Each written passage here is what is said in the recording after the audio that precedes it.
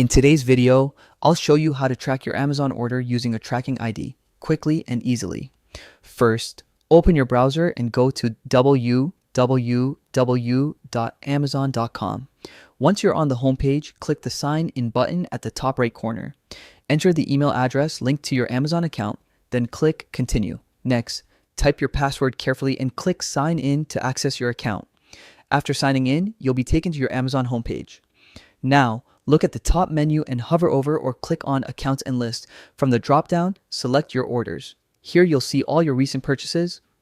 Find the order you want to track. Once you locate it, click Track Package next to that order.